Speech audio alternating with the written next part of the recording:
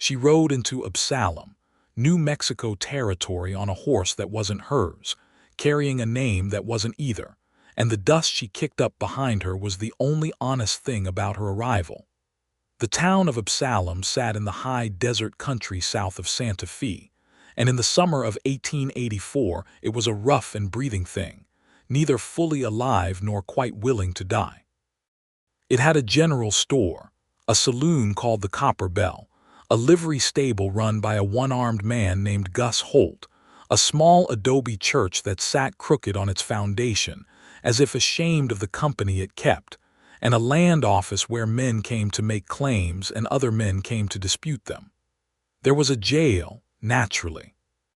There was always a jail, and there was a boarding house run by a widow named Mrs. Clara Fenn, who charged $2 a week for a room and asked no questions so long as the money was clean. The woman arrived on a Tuesday afternoon in late July when the heat came off the red earth in visible waves, and even the dogs had given up pretending to be useful. She tied the horse, a roan mare with a damp neck and tired eyes, to the post outside the Copper Bell and walked inside the way a woman walks when she has decided she will not run anymore, even if every instinct in her body is still screaming to do exactly that. Her name, she would tell anyone who asked, was Minnie Garrison. It was not the name she had been born with, but it was the name she had borrowed 2 years ago in a Tucson rooming house from a woman named Minnie Garrison, who had been kind enough to lend her a bed during a fever and generous enough to die before she could take it back. The real Minnie Garrison had been a seamstress from Missouri, a small, thin woman with clever fingers and a quiet laugh. The woman who now wore her name was none of those things. She was 24 years old, tall for a woman of her time, with dark red hair that she kept pinned back severely, green eyes the color of creek water in September, and hands that were more familiar with rains and hard work than with needle and thread. She had borrowed the name because her own had become dangerous. The man it was attached to, the man who had given her his surname in a ceremony she had attended under duress in a town she had fled within a month, was not a gentle man. He was, in fact, the kind of man who wrote letters to sheriffs in neighboring territories and called it looking for a lost wife when what he really meant was looking for property that had walked away on its own. So Minnie Garrison she was, and Minnie Garrison she intended to stay. The Copper Bell was dim and smelled of sawdust and spilled whiskey and the particular sourness that collects in places where men have been arguing for a long time. There were 4 men at the bar and 2 playing cards near the window and a barman with a gray mustache who looked up when she walked in with the expression of a man who has seen enough surprises in his life that he has stopped being surprised by them. She asked for water. She asked about work. She asked about Mrs. Fenn's boarding house. The barman, whose name was Pete Aldrich, poured her water without comment and told her Mrs. Fenn was 2 streets over, and that if she was looking for work she might try the general store, which was run by a man named Hollis Webb, who was perpetually looking for someone to manage the accounts because he himself could barely read. She thanked him and drank the water down in 3 long swallows, and then she walked out into the hammering afternoon and found Mrs. Fenn's boarding house and paid her $2 and walked upstairs to a small room with a window that faced west. And she sat on the edge of the narrow bed and let herself be still for the first time in what felt like years. She was still sitting there when the sun went down and turned the desert sky the color of a wound healing. Nathan Stone had been in Absalom for 3 years, and in that time he had built a reputation as a man of 2 very different qualities, which was the kind of reputation that made a man useful and also occasionally dangerous. On one hand, he was the best horse trainer in 100 miles in any direction, a skill that had made him money and friends with equal reliability. On the other hand, he had a way of saying what he thought with a directness that made certain men uncomfortable and certain women curious. He was 30 years old, broad through the shoulders, with a face that had been left out in the sun long enough that the lines around his eyes had settled in permanently. His hair was dark brown, and he wore it a little longer than was strictly fashionable, because he had never much cared what was strictly fashionable.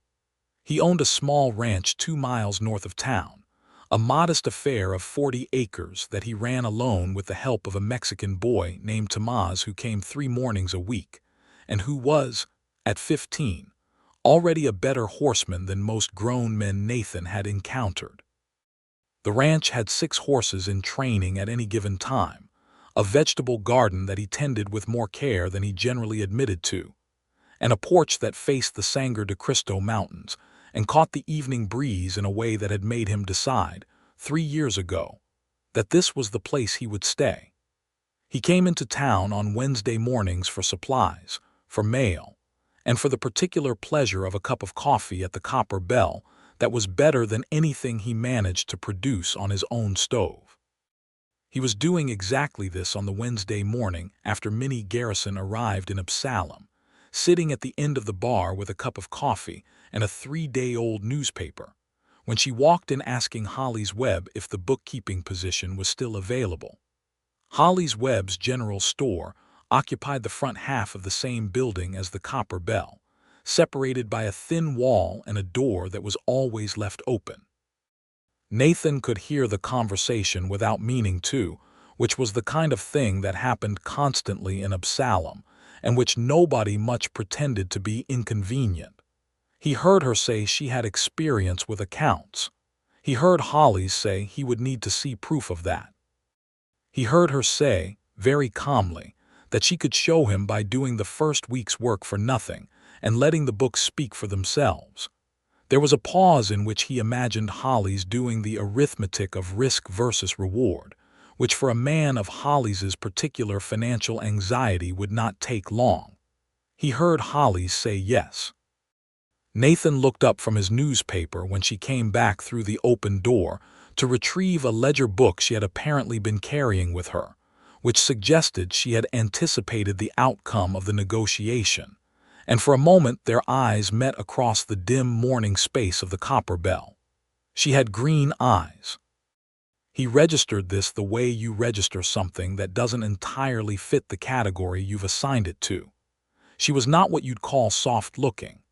There was nothing about her that invited the kind of easy pity that some men substituted for interest. She looked like someone who had made a series of decisions and was prepared to make more, and the ledger book tucked under her arm looked like evidence of this. She broke eye contact first, which was not what he expected, and walked back into the store, and Nathan went back to his newspaper and thought about it for approximately 30 seconds longer than he intended to. He went home and trained horses and did not think about her again until Friday, when he came back into town for a part he needed for the fence, and found her sitting on the steps of the general store in the early evening with the ledger open on her knee and a pencil behind her ear, frowning at a column of numbers with the expression of a person who has found an error and is deciding whose fault it is. He would have walked past. He nearly did. But then she looked up and said without preamble, "If your name is Stone, Hollis has a package for you from Santa Fe that came in yesterday." He stopped. "It is. He forgot to tell you. He forgets things regularly, as it turns out. I'm going to write him a system."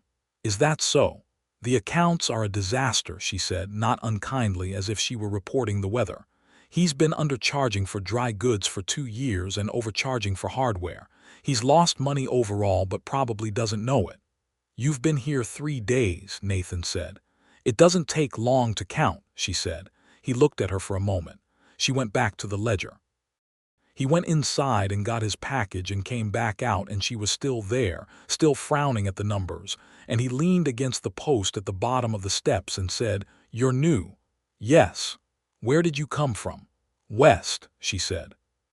And there was something in the way she said it that was not unfriendly but was very clearly a door being closed, and he recognized that quality the way you recognize a fence line, not as a barrier to be resented but as a boundary that means something to the person who built it. "Fair enough," he said. "I'm Nathan Stone. I run a horse ranch north of town." She looked up again. "Minnie Garrison," she said. "I manage accounts." "Apparently," he said, and she did something that surprised him. She laughed. Not loudly, not with any particular warmth yet, but genuinely, as if she hadn't expected to. He tipped his hat and walked to his horse and rode home. And that evening he sat on his porch watching the mountains go purple in the dusk, and he thought about a woman who had appeared from the west carrying a ledger book and a closed door, and he thought that this was probably the most interesting thing that had happened in Absalom in some time. Mrs. Clara Fenn was a small woman of 62 who had come to New Mexico territory with her husband 15 years ago, and had stayed after he died of a fever, because she had decided that grief and stubbornness occupied the same part of a person, and she might as well let them do something useful. She ran her boarding house with a quiet efficiency that extended to maintaining the fiction of not noticing her boarders' private business while actually knowing nearly everything about it. She noticed that Minnie Garrison woke before dawn every morning. She noticed that she kept her curtains drawn. She noticed that when the weekly stage from Santa Fe came through, Minnie would find a reason to be in the back room of Holly's Webb store rather than visible from the street. She noticed all of this and said nothing, because she was a woman who had lived long enough to know that some silences were kindness.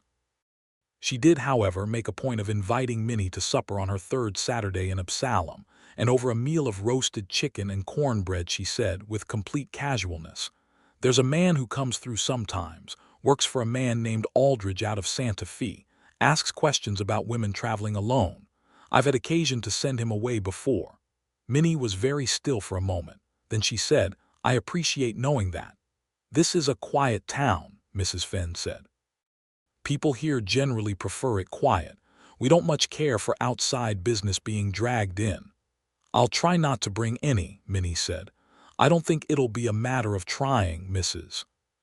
Fenn said, and poured them both more coffee and changed the subject to the church's roof, which needed replacing, and whether the Reverend had any intention of doing something about it. What Mrs. Fenn knew, and what she did not say, was that a letter had arrived the previous month at the general store addressed to the sheriff of Absalom, which at that time was a man named Douglas Pruitt, who was adequate at his job in the way that certain pieces of furniture are adequate, serviceable, not distinguished. The letter was from a man named Harold Cade of Tucson, Arizona, describing a woman who had left his house without permission and was believed to be traveling under a false name. The description was general enough to fit a dozen women.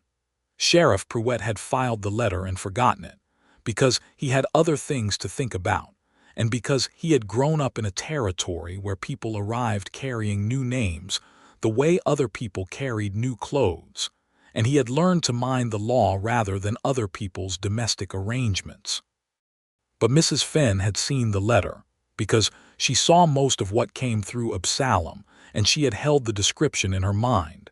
And when Minnie Garrison arrived, she had quietly put things together, and then quietly decided that the girl deserved a fair start. Minnie did not know any of this. She was too busy rebuilding Holly's Webb's accounts from the ground up, a project that consumed her 6 days a week, and gave her the great practical gift of exhaustion, which meant she slept without dreaming. By the end of her third week in Absalom, Holly's Webb had given her a small salary, which she supplemented by taking on the accounts for 2 other businesses. The livery stable run by Gus Holt, who turned out to have excellent instincts about horses and terrible ones about money, and a small freighting operation run by a man named Carter Beale, who came through Absalom every 2 weeks and was perpetually confused about what he owed people. By the end of her 4th week, she was solvent in a way she hadn't been in 2 years, and she bought herself a new dress, dark blue wool, practical, with enough fabric in the skirt that she could move fast if she needed to, and a pair of boots that fit properly. And she allowed herself, for the first time in longer than she could clearly remember, to consider what it might mean to stay somewhere.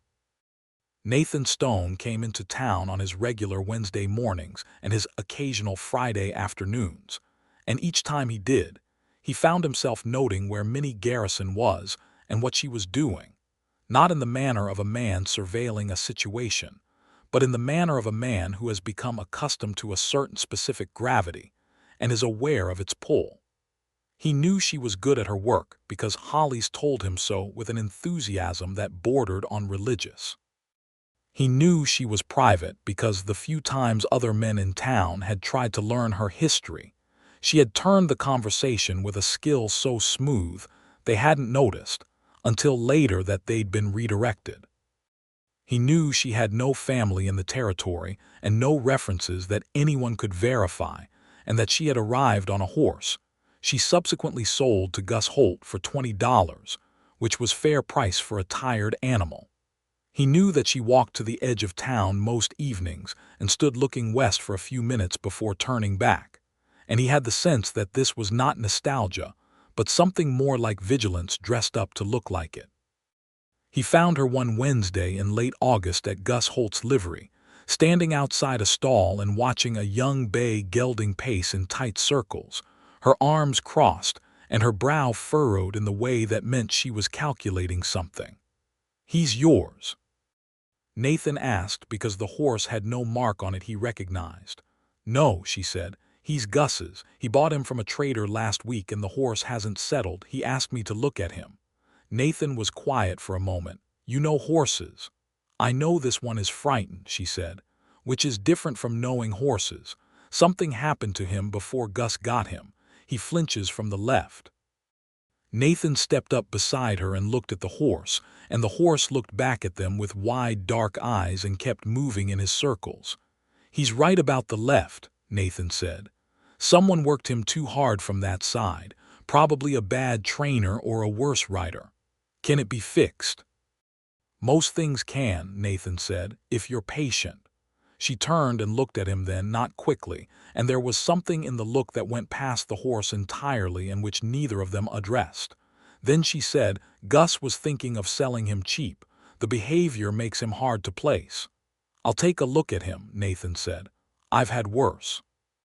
She nodded and walked back toward the general store, and Nathan stood there looking at the bay horse, and the bay horse looked back, and Nathan thought that the word patient was doing a great deal of work in his head at that particular moment, and that it was not entirely about the horse.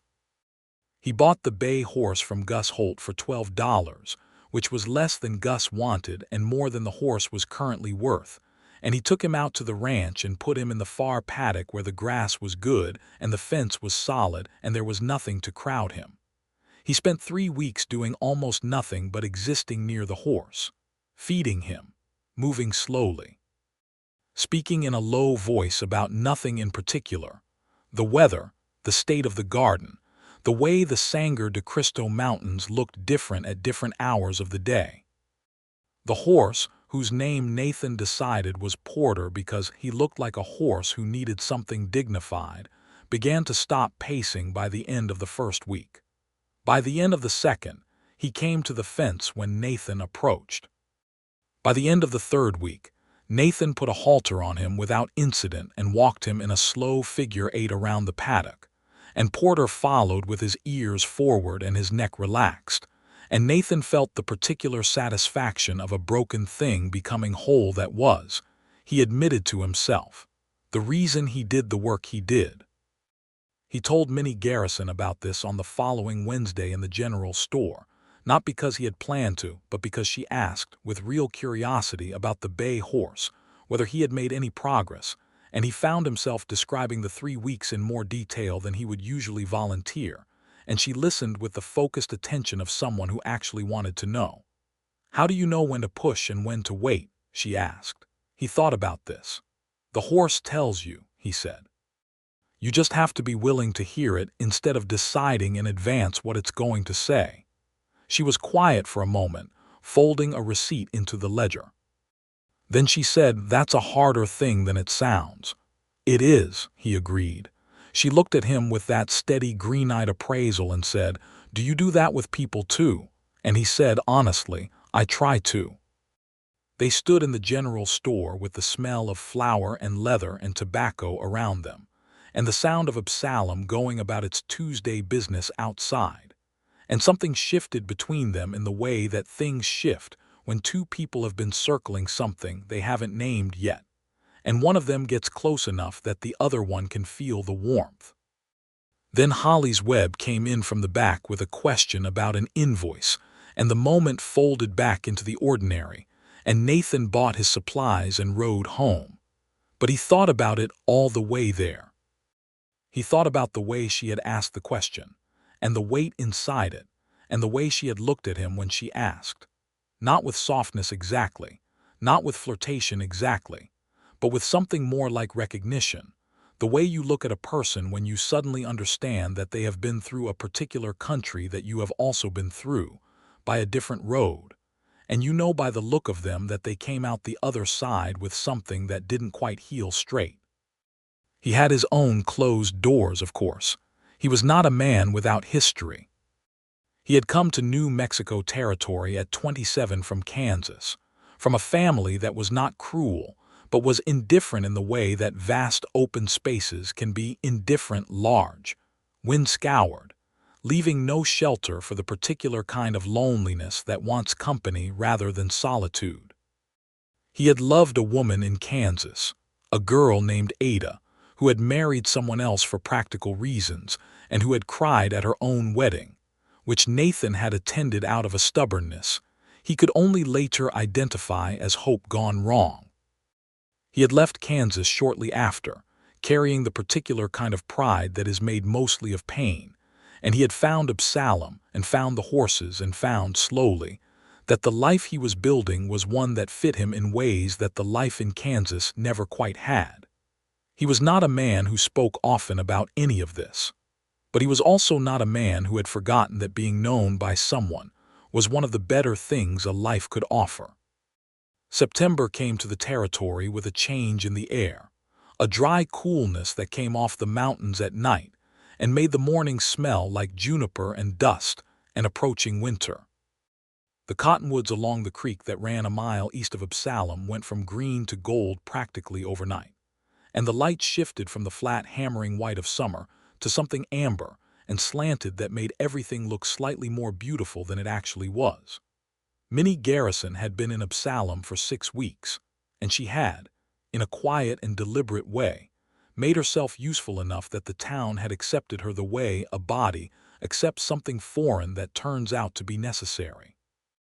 Holly's Webb relied on her entirely for anything involving numbers. Gus Holt had put her accounts into order and saved himself what he calculated to be $9 a month in errors he hadn't known he was making. Carter Beale's freighting operation had its first coherent set of records since he had started it. She had made a tentative friend in Rosaria Medina, who was the wife of a sheep rancher named Pablo Medina, and who ran a small vegetable garden that supplied half the town through summer, and whose English was better than most people gave her credit for, and whose patience with people who assumed otherwise was, Minnie thought, a very particular kind of strength. Rosaria had dark eyes and a dry sense of humor, and she was 30 years old and had 3 children, and she had lived in this territory all her life, and knew its rhythms in the way that only the people whose families had been here before it was anyone's territory at all could know. She was Hispana, from a family that had ranched this land for generations, and she navigated the casual injustices of the territory's Anglo-dominated social order with a pragmatic grace that Minnie both admired and recognized as a kind of armor not entirely different from her own. They began talking at the well one morning and discovered they were both interested in the same thing, which was how to make something solid out of the materials that were actually available rather than the ones you wished you had. This basis was enough. It was Rosaria who said, on a warm September afternoon while they sat on Mrs. Fenn's porch shelling beans, Nathan Stone was at the Medina Ranch 2 weeks ago. Pablo asked him to look at one of the horses. He spent an afternoon with it and didn't take payment. That sounds like him, Minnie said, which she realized immediately was a more personal statement than she had intended. Rosaria gave her a look that was not unkind. He's a good man, she said, which is not as common as it sounds. I know, Minnie said. Do you? Rosaria asked, and there was nothing aggressive in it. It was just an honest question offered the way Rosaria offered most things, directly and without decoration. Minnie was quiet for a moment, her hands still among the bean pods. "I've been careful about what I trust," she said finally. "I have reason to be." "I know," Rosaria said. "Most women do." They went back to shelling beans. But the thing had been said, and it sat between them not as an accusation but as an acknowledgement. And Minnie thought about it for several days afterward, with the particular attention she gave to things she hadn't quite decided yet. Nathan Stone's ranch sat at the foot of a long slope of juniper-covered hills, and the house he had built, or rather, the house he had expanded from the single-room adobe that had already been there, was a low, practical structure with thick walls that stayed cool in summer and warm in winter, and a porch that ran the full length of the south-facing side. He had added a room each year, not because he needed the space, but because building gave him something to do with his hands in the evenings, and because he had, somewhere under the practical surface of things, an idea about the future that involved more people than one. He had never spoken of this idea to anyone. It was not the kind of thing he was likely to discuss. But it was there, in the extra room with its empty window frame, in the kitchen table that could seat four, in the fact that he had planted a small rose bush on the east side of the house 2 springs ago, even though roses were difficult in this climate, and he told himself it was an experiment. The rose bush had survived, which he took as information without committing to what it meant. In the first week of October, Absalom received a visitor that caused a particular tension in certain quarters. His name was Wallace Pitch, and he was a man of approximately 45 who came down from Santa Fe on the stage with a leather satchel and the manner of a man who was engaged in official business and wanted you to know it. He told people he was an inquiry agent, which was a title that covered a range of activities from legitimate detective work to what was more accurately described as finding things for men who could pay to have things found. He asked around town with a thoroughness that was meant to appear casual and which did not quite succeed. He inquired at the Copper Bell about newcomers. He visited the general store. He had a conversation with Sheriff Pruitt that lasted 20 minutes and left Pruitt looking the way he looked after conversations he found distasteful. Minnie Garrison was in the back room of the general store when Pitch came in. She heard his voice and she went very still, not because she recognized him specifically, but because she recognized the type, the particular combination of false friendliness and underlying menace, with the accuracy of someone who had learned to read it well and quickly. She stayed in the back room. She heard Holly saying no, he didn't recall anyone unusual coming through. She heard Pitch pressing. She heard Holly's, bless him, saying that he met a great many people in the course of business and that his memory for details wasn't what it used to be. When Pitch left, Minnie stayed where she was for several minutes, her hands flat on the wooden shelf beside her, breathing slowly. Then she came out and found Holly's behind the counter looking at his own hands with the expression of a man who has just made a small moral choice and is measuring its weight. "Thank you," she said quietly. Holly's looked up and said, "Box of bolts just came in. You'll want to enter that in the inventory." Which was all he said, and it was enough. But she knew that Pitch's presence meant that the situation she had been outrunning had found its direction. It might not have found her specifically, not yet, but it was moving, and she had to think carefully about what that meant and what she was prepared to do about it. That evening she walked north out of town along the road that led to Nathan Stone's ranch, not quite admitting to herself that she was going there, telling herself she was only walking because she needed to think and walking helped. She walked for a mile in the cooling September dark, the stars coming out above the desert in that particular abundance that they only managed this far from any city, and then she stopped and stood on the road and had an honest conversation with herself. She was afraid. This was not a new condition, but it had changed shape. Before, she had been afraid in the formless way of a person who is running, all motion, no specific object. Now the fear had a shape, and the shape was a man named Harold Cade, who had lawyers in Tucson and money enough to pay inquiry agents, and who did not consider her refusal to return to him a matter of her own choice, but rather a problem of defective property. She was also, she admitted, something else. She was afraid of a different thing, one that had grown quietly over the past 6 weeks in the space between Wednesday mornings and Friday afternoons and conversations about horses and accounts, and the way one person listens to another when they are actually paying attention. She was afraid in the way that is worse than fear, which is the way you feel when something good is happening and you don't know if you're allowed to have it. She turned around and walked back to town before she reached Nathan's ranch, and she did not let herself examine too carefully why she had turned around. But the following Friday afternoon, she was standing on the steps of the general store when Nathan rode in, and when he tied his horse and came up the steps, she said, "Do you have a few minutes? Not about accounts." He stopped and looked at her with that particular steadiness he had, which she had come to recognize as his version of patience in human form. "I've got as many as you need," he said. They walked to the end of the main street, where there was a bench under a large cottonwood that had gone completely gold now, and was dropping its leaves in slow spirals in the afternoon air. They sat down and she told him a version of the truth, carefully edited, which was more of the truth than she had told anyone in 2 years. She told him there was a man who considered her his, and that she did not consider herself anyone's, and that she had come to Absalom because it was far enough that she had hoped it would be beyond reach, and that she was no longer entirely sure it was. She did not tell him her real name.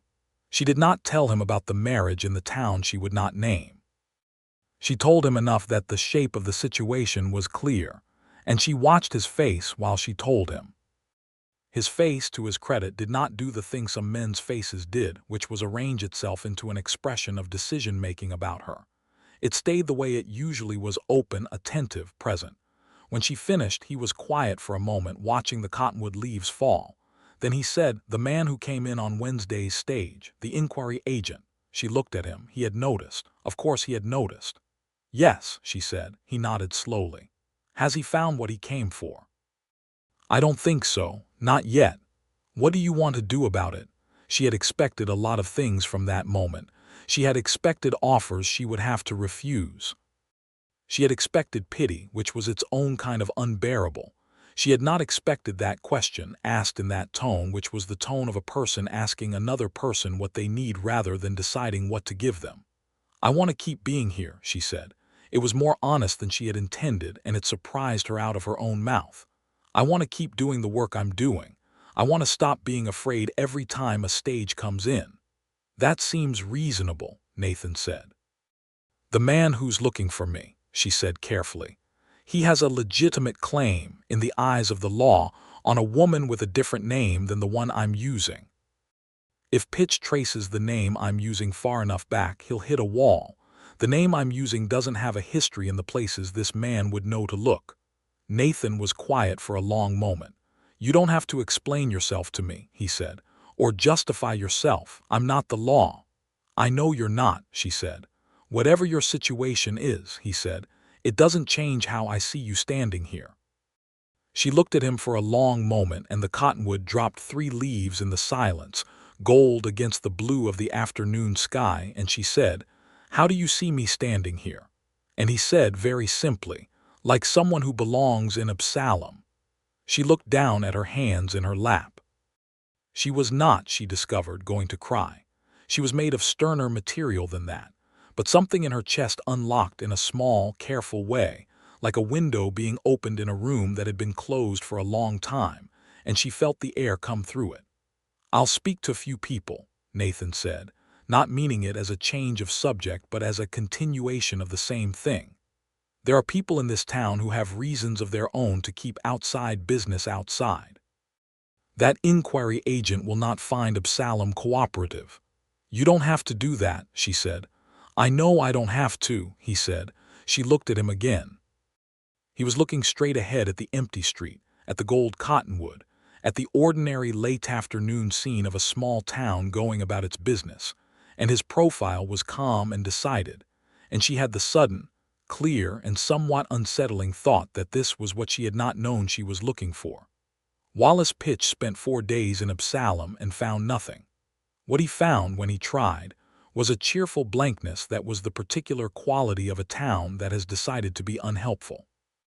Pete Aldrich at the Copper Bell remembered many women over the years and could not pin down particulars. Mrs. Fenn had no record of a boarder by any name resembling the one in his brief, but she did offer him tea, which he declined. Gus Holt, who had bought the roan mare from a woman passing through, could not recall her name or where she'd come from because he dealt with many horses and the people attached to them were secondary. Nathan Stone, whom Pitch found at the livery stable asking after a horseshoe, said that he'd been out at his ranch most of the past 2 months and didn't pay much attention to who came and went in town. He said this with the relaxed honesty of a man who is telling the exact truth about something that is not the important thing, and Pitch had no specific reason to question it. Pitch left on Saturday's stage, having sent a letter to Harold Cade in Tucson, saying that Absalom appeared to be a dead end, and that the woman had likely moved on toward the eastern settlements or possibly Colorado. Nathan told Minnie this on Sunday afternoon when he rode into town specifically to do so, and she heard it in the doorway of Mrs. Fenn's boarding house with her arms crossed and her eyes on the middle distance. "That won't be the end of it," she said. "Men like Cade don't give up easily." "No," Nathan agreed, "but it buys time, and time is useful." She looked at him. "Why are you doing this?" He was standing in the street with his horse's reins loose in his hand, and the Sunday quiet was around them, and the mountains were pink in the afternoon light, and he said, "Because it's the right thing, and because I'd like you to stay."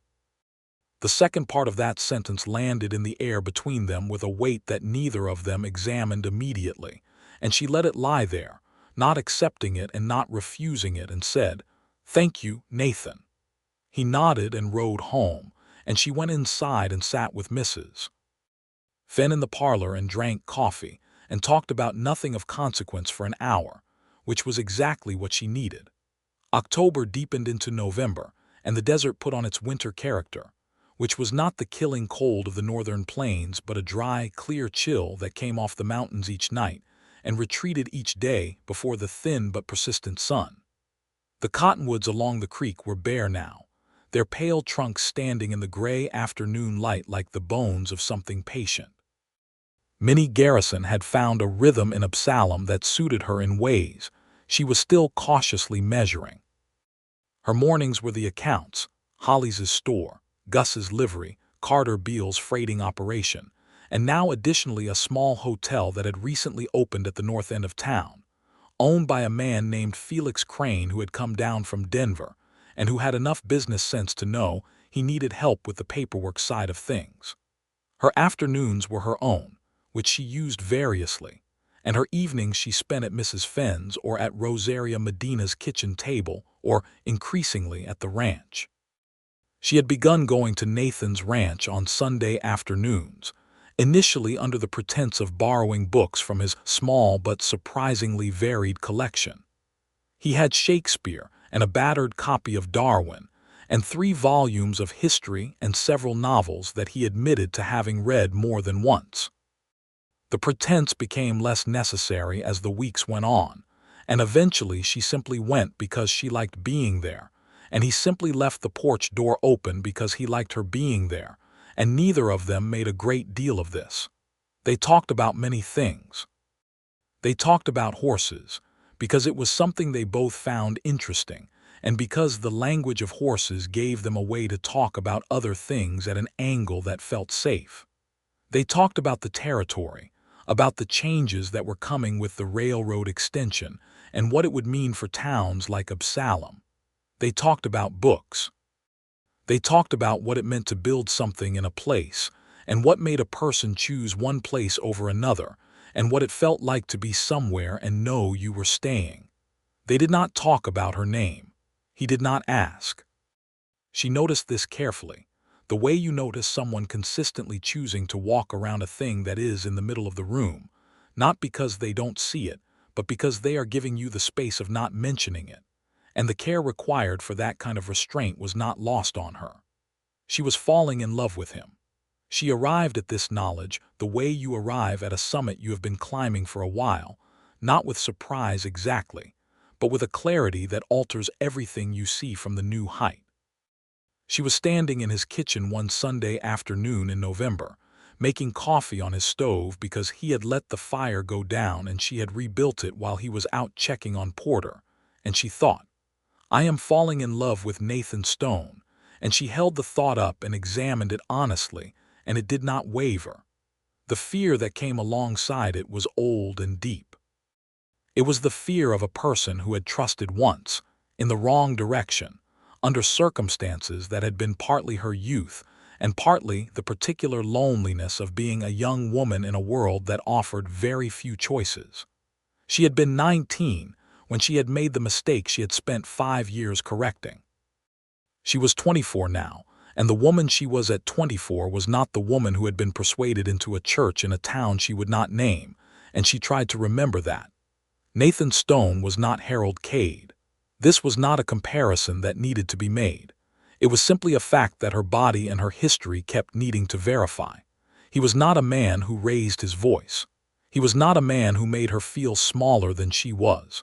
He was not a man who called asking questions an act of defiance.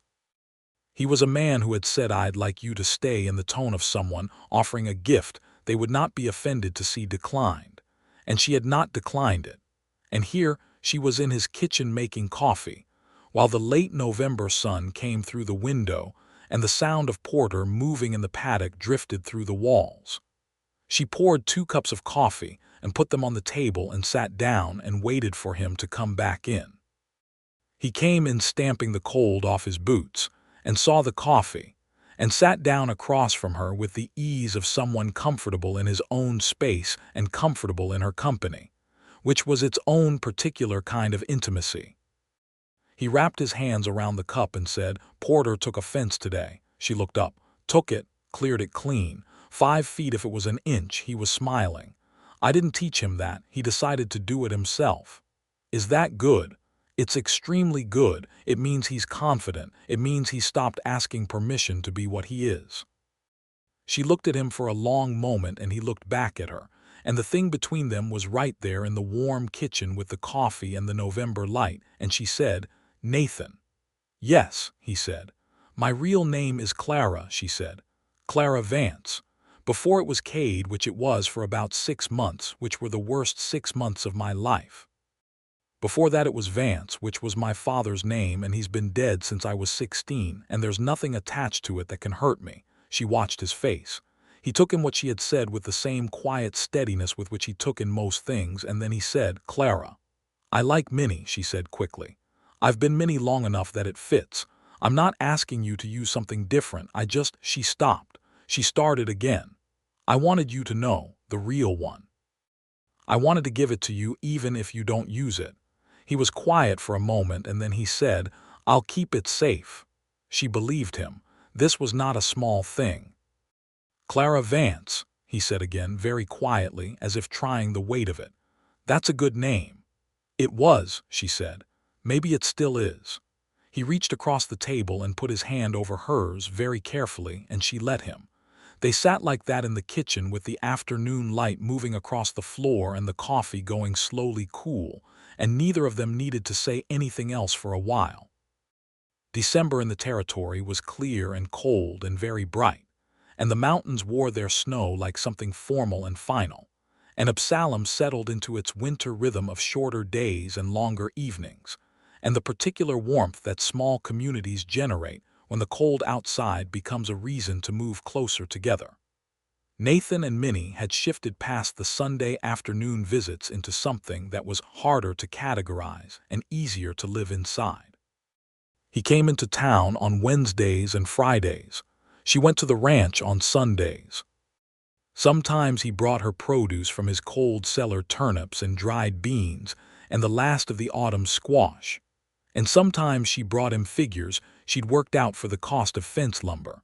which they would discuss over coffee.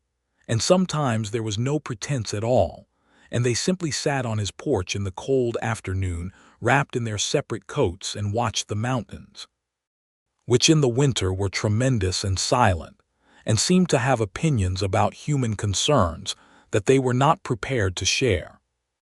He had kissed her once, on a late November afternoon, when she was leaving to walk back to town, and he had caught her hand at the gate and she had turned, and it had happened the way natural things happen, without announcement, without drama, with a rightness that made everything else for a moment very quiet.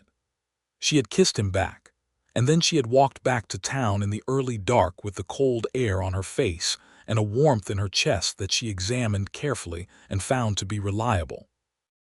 On Christmas Eve, the town of Absalom gathered at the crooked adobe church for a service that was conducted by Reverend Hall with more enthusiasm than talent, but with a sincerity that made the enthusiasm forgivable. The church was full. The whole town was there, or near enough, including Rosaria and Pablo Medina and their 3 children, and Gus Holt and Carter Beale and Felix Crane and Mrs. Fenn and Hollis Webb and his wife, and Pete Aldrich from the Copper Bell, and Sheriff Pruett and his deputy, and a dozen other people whose names and faces Minnie now knew, whose lives she had woven herself into over 4 months of being useful and being present, and slowly, carefully, learning what it meant to be somewhere. Nathan sat beside her in the pew, his shoulder warm against hers, and they sang the carols that everyone knew and shared a hymnal because she had not brought one and he had not brought one, and they had reached for the same one simultaneously, which had made him smile and her smile too, and she thought, this is what it looks like when it's right. This is what the ordinary version of love looks like, a shared hymnal and a warm shoulder, and a man who knows your real name and keeps it safe. After the service, the town gathered in the church hall for cider and fruitcake, and the convivial noise of people who have gotten through another year of the territory together. Rosaria found Minnie and hugged her with the directness that was her particular way of expressing affection. Mrs. Fenn pressed a small package into her hands that turned out to be a jar of preserved peaches, with a note that said simply, "For the new year." Nathan had walked off to speak with Pablo Medina about something to do with horses, which was the currency of most male conversation in Absalom, and Minnie stood with her cider and looked around the room at all of these people who had become, without her precisely planning it, her people, and felt something she had not felt in so long that she had to search for its name. Safety. She felt safe. Not invulnerable. She was too honest with herself for that. She knew Harold Cade was still in Tucson. She knew that Wallace Pitch's letter had not ended anything, but only paused it. She knew that a borrowed name was a foundation with a crack in it, and she would need eventually to address that crack, not by running but by standing on it and seeing if it held. But tonight it held. Tonight the cider was warm and the mountains were white under the stars, and Nathan was crossing the room back toward her with the expression he wore when he was pleased about something, and when he reached her he said quietly, "Merry Christmas, Clara Vance." She said quietly, "Merry Christmas, Nathan Stone."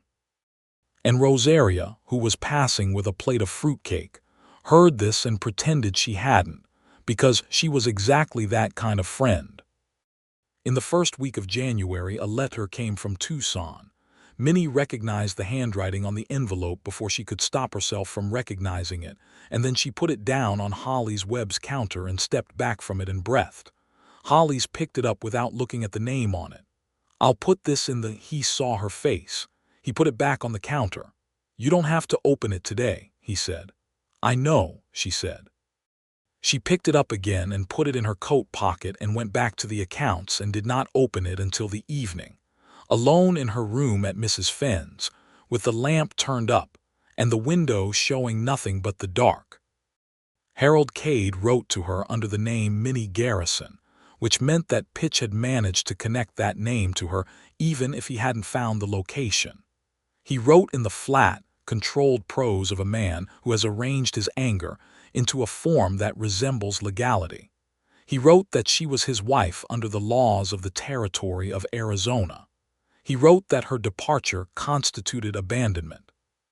He wrote that if she returned voluntarily, the matter could be settled quietly, and if she did not return voluntarily, other methods would be employed. He wrote at the end that he would find her. She folded the letter and held it in her hands for a long time. Then she went downstairs and asked Mrs. Fenn if she might use the parlor for a conversation, and Mrs. Fenn, who was not a woman who asked unnecessary questions, said of course and brought the coffee in and closed the door on her way out. Minnie sat in the parlor and thought very clearly about her situation. Harold Cade could, under the laws of Arizona Territory, claim a legal interest in her whereabouts. The marriage had been legal. Her departure had been the departure of a woman who was not prepared to spend her life being frightened, which was a moral truth but not a legal defense. She had been using a name that was not hers, which complicated any straightforward legal standing she might otherwise have. What she had on the other side of the ledger: 4 months of established residence and work in Absalom, a reputation for honesty and reliability, which was the kind of currency that mattered in small territories, a community that had already demonstrated its willingness to be unhelpful to outside inquiry, and Sheriff Pruitt, who was adequate but who had shown, in the matter of Pitch's visit, some inclination toward minding local business over outside interests. She also had Nathan Stone, which she was trying very hard not to put in the column of assets because it felt too much like using a person as a tool, and she would not do that. She had Nathan Stone as something else entirely, as something she was not going to diminish by categorizing. She wrote back to Harold Cade. She wrote under the name Minnie Garrison. She wrote that she received his letter and that she had no intention of returning. She wrote that she was employed and established in a community, and that any legal proceedings he wished to undertake could be directed through appropriate channels, and that she would be ready to address them. She wrote this with a clarity that cost her something, and then she sealed the letter and gave it to the next stage out, and spent the following hour letting her hand stop shaking. She told Nathan that evening when he came into town unexpectedly. He had been to see Sheriff Pruitt about something regarding a dispute over a horse, and found her on the steps of the general store in the cold January dark. She told him about the letter, all of it. Not the carefully edited version she had given him before, but the actual version, the town in Arizona that she would not name, the man who had persuaded a 19-year-old girl that marrying him was the only reasonable option, and who had revealed the nature of his reasonableness within 2 weeks of the ceremony. The months she had spent finding reasons to stay until she had found the courage not to. The fever and the woman named Minnie Garrison who had been kind to her and whose name she had carried west. She told him her plan to stay and face what was coming, because she was done running, and she was done being small, and she was done borrowing other people's names to stand on. He listened to all of it standing on the steps of the general store in the January dark, his breath making small clouds in the cold air, his face doing nothing except being present and attending. When she finished, he said, "Do you want my help?" "Yes," she said, "but I want to be clear about what that means. I'm not asking you to fix this. I'm asking you to stand beside me while I fix it myself." He looked at her for a long moment. "That's a distinction you shouldn't have to make," he said. "I know," she said, "but it matters that I make it." "Then yes," he said, "I'll stand beside you." She nodded. She reached out in the cold dark and took his hand, and he closed his fingers around hers, and they stood there for a while on the steps of the general store with the stars enormous above Absalom and the mountains white and silent to the north, and she thought, this is the thing that was worth running toward, even if I had to run first, even if it took the wrong road and 2 years and a borrowed name. This. What followed was not a dramatic confrontation but a series of careful practical steps, which was, Minnie had come to understand, how most things were actually resolved. Sheriff Pruitt, consulted in January, was more useful than expected. He had, it turned out, a cousin who had been through a situation not entirely unlike Minnie's own, and this had given him an education in the reality of domestic circumstances that law tended to look past. He was also, at core, a man who respected the kind of moral clarity that Minnie brought to the conversation, which was the clarity of someone who has thought carefully about right and wrong and arrived at a defensible position. He wrote to the sheriff of the Arizona county in question, a letter that managed to convey, through the careful language of territorial law, that the woman in question was a productive member of an established community, and that any proceedings would be met with appropriate legal resistance, and that certain details of the original marriage, which he had been informed, involved an element of coercion on the part of the complainant, might warrant independent examination. This letter, combined with the cost and difficulty of pursuing a legal action across territorial lines against a woman who had no property to speak of, and who was prepared to argue her case, proved to be exactly the obstacle that Harold Cade's particular nature could not easily overcome. He was a man who liked to win quiet and quick. A prolonged legal fight that required him to justify himself publicly was not what he wanted. He did not write again. By February, the silence had persisted long enough that Minnie allowed herself to believe it was real. She consulted with a lawyer who came through Absalom on circuit business, a thin, precise man named Alderton who practiced family law among other things, and who told her, over a detailed conversation, that her position was stronger than she might have assumed, and that abandonment and cruelty, if provable, were grounds for dissolution of the marriage in several jurisdictions, and that there were women who had successfully argued such cases. It was not a simple process, but it was a process that existed, and she started it. By March, she had begun signing her own name to the accounts. Clara Garrison, she compromised, taking her own first name back and keeping the Garrison that had given her shelter in a Tucson rooming house. It was a small thing. It was not a small thing. Nathan noticed the day she changed the signature on the ledgers without her saying anything about it. He saw it when he came to pick up his order, and Holly's had him sign something, and the ledger was open to a page marked in her hand. And he saw the new signature, and he looked at it for a long moment, and then he looked at Holly's, and Holly said nothing. And Nathan picked up his order and went home, and that evening he sat on his porch and looked at the mountains and felt something very large and quiet moving through him. The following Sunday she came to the ranch as she always did now, and he met her at the gate and he said, "Clara." "Yes," she said, "I have something to ask you." She looked at him carefully. "Ask it."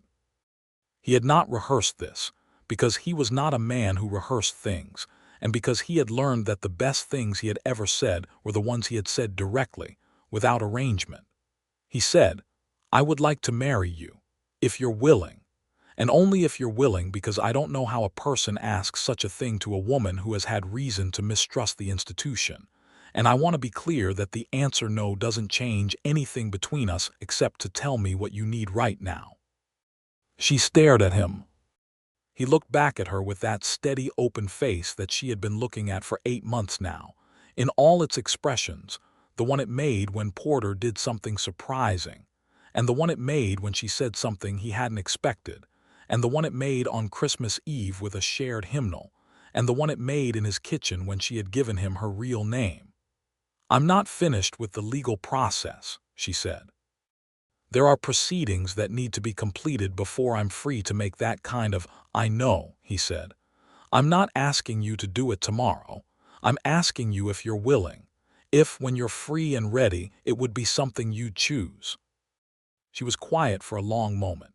Porter was visible in the paddock behind Nathan's shoulder, moving in the easy, confident way he'd developed over the winter, nothing like the frightened horse who had paced circles in Gus Holt's livery. She thought about patience and about hearing what something has to say instead of deciding in advance what it will say. She thought about a rose bush on the east side of a house, planted in hope against difficult conditions. "Yes," she said. "If you're asking whether I'd choose it, yes. I'd choose it." He exhaled, and she saw what had been underneath the steadiness, the thing the steadiness had been containing, and it was so human and so unguarded that she stepped forward and put her arms around him without thinking, and he held her in the cold March air outside his gate, and the mountains were enormous and white above them, and Porter made a sound in the paddock that might have been an opinion. Spring came to the territory with a force that seemed personal, as if it had been saving up. The desert bloomed in ways that people who hadn't seen it before found difficult to believe, the cactus putting out flowers of impossible colors, the junipers putting out new growth of a brilliant sharp green, and the creek rising with snowmelt, until it ran fast and cold and full over its rocky bed. Clara Garrison. She had completed the name change officially in March, which required a trip to Santa Fe and the signature of an obliging justice of the peace who asked no uncomfortable questions, was busier than she had ever been. The hotel had doubled its accounts, and Felix Crane was talking about expanding. Holly's Webb had given her a raise and a small office of her own at the back of the store. Gus Holt had added 2 horses to his operation and needed more regular bookkeeping. But it was her work with Rosaria that was, in some ways, the most meaningful. Rosaria's husband Pablo, a hardworking man who ran 40 sheep on good grass east of town, had been in a dispute with a neighboring Anglo rancher named Terence Givens over water rights that both men claimed to the same creek tributary. It was exactly the kind of dispute that, in the territory of 1885, had a tendency to resolve itself in favor of the Anglo party regardless of the merits, because the systems of resolution were designed by and for men of that particular category, and the Medina family's ancestral claim to that water, which predated Givens's deed by 40 years, was not the kind of thing that the current legal apparatus was built to honor. Clara threw herself into the documentation of this case with the same precision she brought to ledgers, and she was not alone. Nathan had introduced her to a lawyer who occasionally took cases he thought were worth taking regardless of payment, the circuit lawyer Alderton, who had helped her with her own situation and who had a stubborn streak that operated, in professional matters, in the direction of justice. Together, Clara and Alderton compiled the Medina family's documentation, the old Spanish land grant records, the genealogical proof of continuous use, the testimony of neighbors who had known the family for decades. It was not a simple process, and it was not a fast one. Givens was well connected and had a lawyer of his own, and the territorial judge had known Givens's father. But the documentation was good. It was very good. And in April, after a hearing in Santa Fe that Clara attended along with Pablo and Rosaria, the water rights were confirmed to the Medina family's established usage. Pablo Medina, a man of considerable dignity and few words, shook Alderton's hand for a long time when the decision came through. Rosaria cried, which she immediately denied by saying something was in her eye. Clara allowed herself, on the return stage from Santa Fe, to feel genuinely pleased with herself, which was not something she did very often, and it felt clean and good. Nathan was waiting when the stage came in, which she had not asked him to be, and she thought, he is exactly this kind of man, the kind who shows up because it is the right moment to show up, and she walked to where he was standing and kissed him in the middle of the main street of Absalom, New Mexico territory, in April of 1885, and there was nothing borrowed about any part of it. Summer came back around, hotter than the summer before or perhaps exactly the same, but felt differently now by a person who had somewhere to be. Clara managed her accounts and walked in the evenings and sat on Nathan's porch and read his Shakespeare aloud to him in the long light, because she had discovered that he liked to hear it, liked the sound of the language even when the sense took time to unfold, which she thought said something true about his character. She planted things in the garden at the ranch, because she was there enough that the garden had become partly hers, and Nathan had suggested, without making anything formal of it, that she might as well decide what went where since she had strong opinions about squash. She did have strong opinions about squash. She had opinions about several things, as it turned out, that had been waiting for a place where having them was safe. By July, the legal dissolution of her marriage to Harold Cade in the territory of Arizona had been finalized by a Tucson judge who had found, in the record of the case, sufficient grounds involving the circumstances of the original ceremony and subsequent documented conduct to grant what was, essentially, an annulment on practical terms. The law was a slow and imperfect instrument, but Alderton was good at finding the mechanisms within it, and the result was clean. Clara Garrison, formerly called by several names, was legally no one's but her own. She told Nathan the same evening she received the documentation, sitting on his porch in the July dark with the stars out and the warm desert air carrying the smell of his rose bush, which had survived another season and was producing 3 small, determined red blossoms. She handed him the papers and watched him read them by the light of the lamp he'd brought out. When he finished, he looked up and said, "Well." "Well," she agreed. He set the papers aside on the porch railing. He looked at her for a moment with everything that was in him quite visible, which for a man of his particular reserve was a rare state of exposure, and she saw it all clearly, the certainty and the gladness and the thing underneath those that had no ordinary name but was simply the condition of a person who has found where they are meant to be. He said, "I asked you something in March." "You did," she said. "My position hasn't changed." "Neither has mine," she said.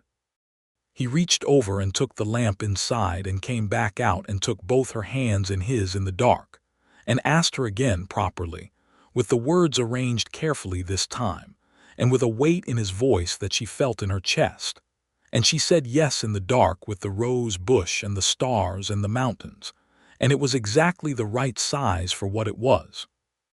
They were married in September in the crooked adobe church, with Reverend Hall conducting the ceremony with a beaming enthusiasm that more than compensated for his lack of theological depth. The whole town was there, because in a town of Absalom's size the whole town was always there, and this was a wedding that people had been expecting for some months with the particular warm anticipation of a community that has watched 2 careful people move toward each other and has been rooting for them to arrive. Rosaria was her witness, which was the correct choice and the inevitable one, and Rosaria wore her best dress and stood straight and solemn throughout the ceremony, and only allowed herself one small, satisfied smile when Clara said "I do" with a voice that was clear and unafraid, and absolutely nothing like a woman reading from a borrowed script.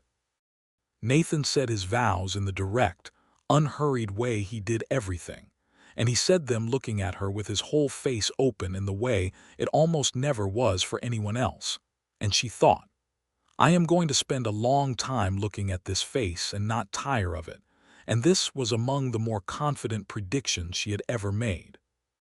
After the ceremony, the church hall was opened, and the tables were laden with food that everyone had contributed Rosaria's tamales, and Mrs. Fenn's preserved peaches in a cake, and Gus Holt's wife's cornbread, and Pete Aldrich's contribution of a bottle of the good whiskey from behind the bar at the Copper Bell, which was a diplomatic gesture of some refinement.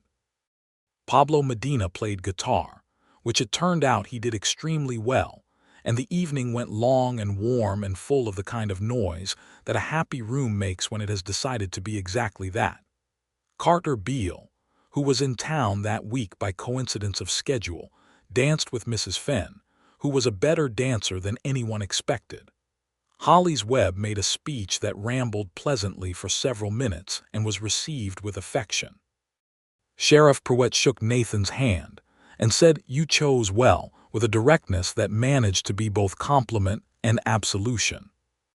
Clara danced with Nathan in the middle of the church hall floor, one hand in his and one on his shoulder, and the room was warm with lamplight, and the mountains were outside doing whatever mountains do at night, and she thought, "This is the thing I ran toward.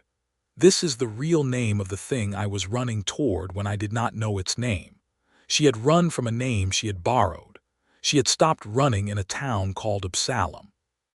A man had never asked for her real name, and she had given it to him anyway, Because there are things you give a person not because they demand it but because you want them to have it, because you trust them with the weight of it, because a name is a private and essential thing, and the gift of it, freely given, is among the oldest forms of love.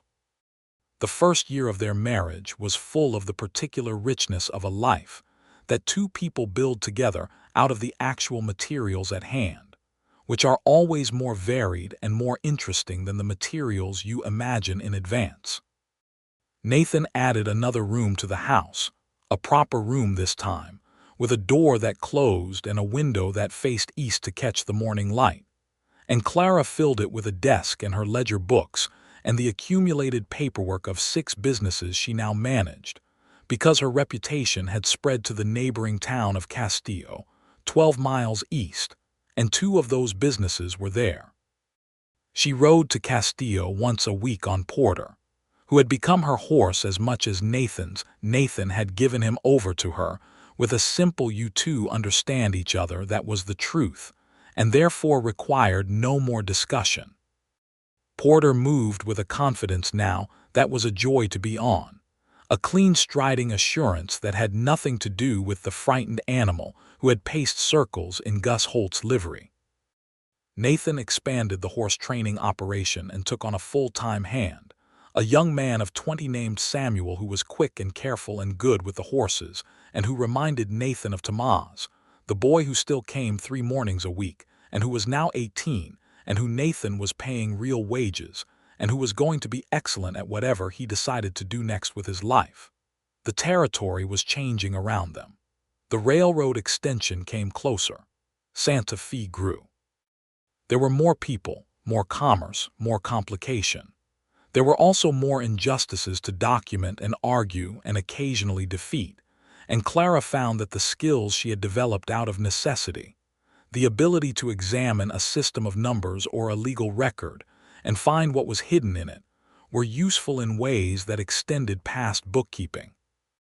She helped 2 more families after the Medinas that year, both of them dealing with land disputes that had the same familiar shape of a newer, louder claim pushing against an older, quieter one. She did not win every case. She won more than she lost, and what she lost taught her something she used the next time. In the spring of their second year, she became pregnant, which she discovered on a Tuesday and told Nathan on Wednesday over coffee in the kitchen, and which he received with such uncomplicated happiness that she laughed out loud, because the happiness was transparent and real and slightly too large for the kitchen. Their son was born in December, a month early, which occasioned considerable anxiety in the house, and the doctor from Santa Fe who came down on the stage to attend had a 3-day wait and a long labor and a night during which Nathan sat in the hallway outside the room and held his own hat in his hands and thought very clearly about what mattered. What mattered came out loud and healthy and small as a cabbage, with a quantity of dark hair that suggested he intended to have opinions about everything, and Nathan sat in the chair beside Clara's bed with this new person in his arms and his wife watching him with a face that was exhausted and complete, and he said, "What should we call him?" She had thought about this. She said, "Thomas, for someone's father who should have had more time." Nathan nodded.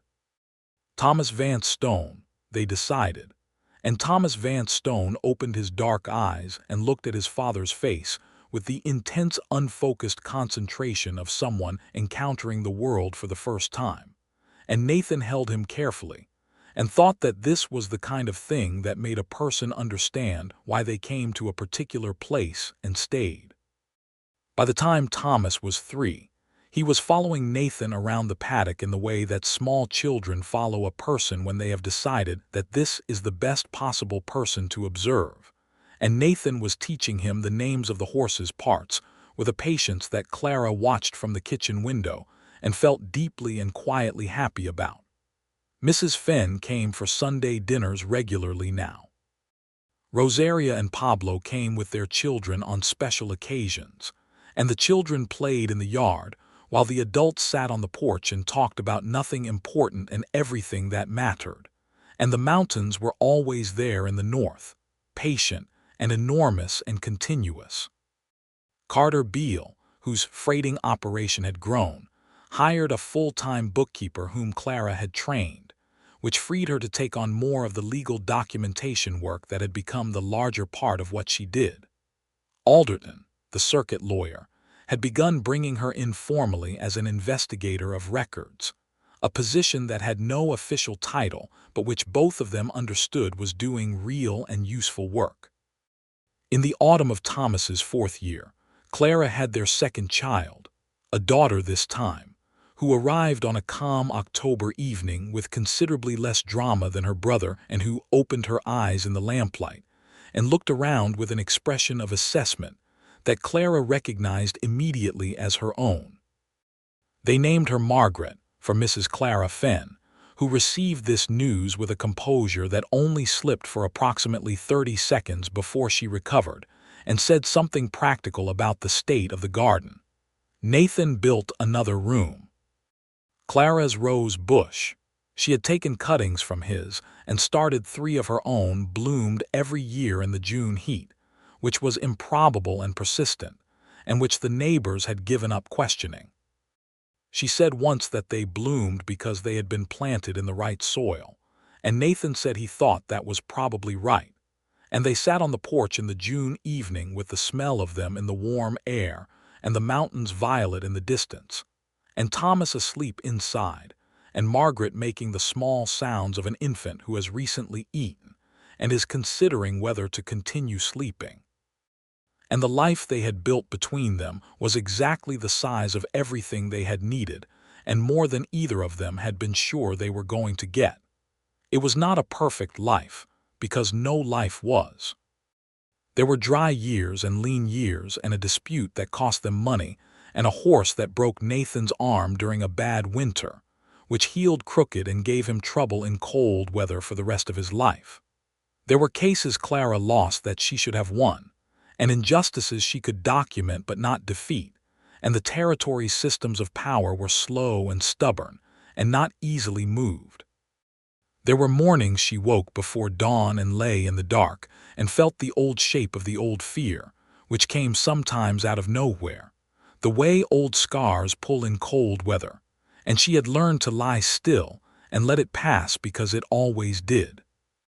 And there were years, many years, when the good outweighed all of it so substantially that the accounting was not even close. Thomas grew into a tall, deliberate boy who loved horses with the seriousness of a vocation, and who had his father's patience and his mother's precision, which was a combination that made him formidable in ways he was not yet aware of.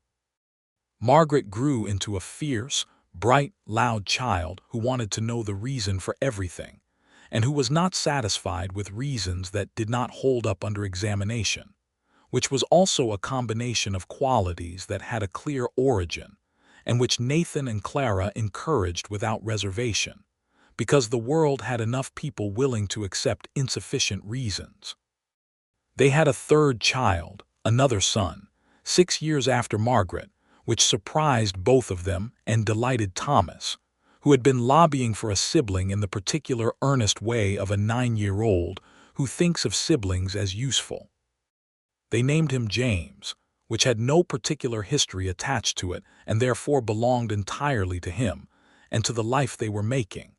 In the years that followed, Absalom grew and changed around them without losing its essential character, which was the character of a place that had decided to keep asking questions rather than settle for easy answers.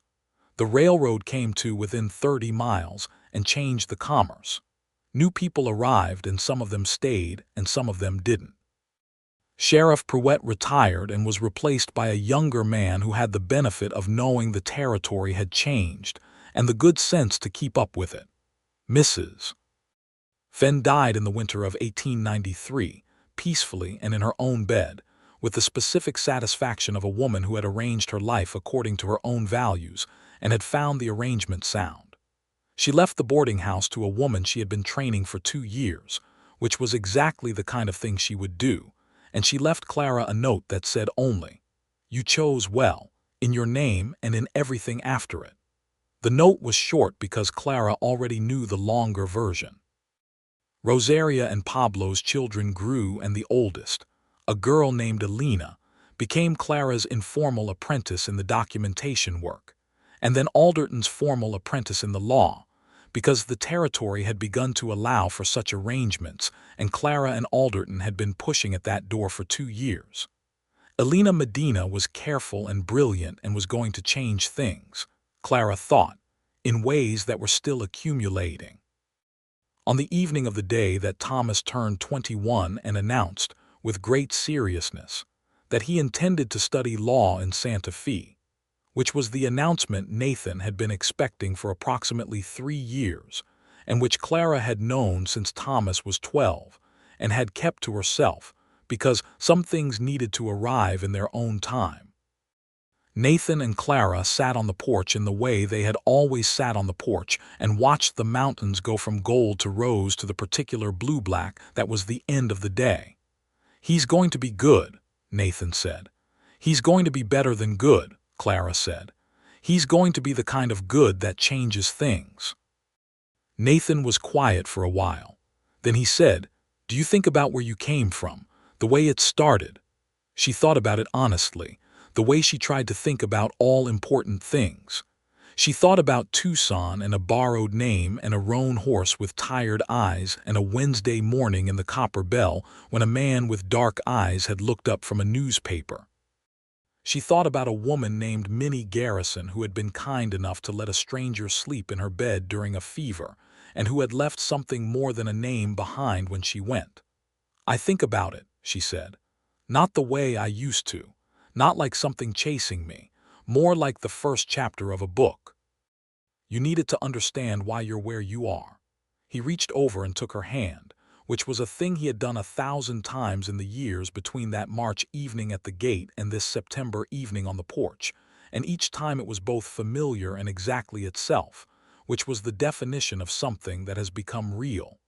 "I'm glad you ran this direction," he said. "So am I," she said.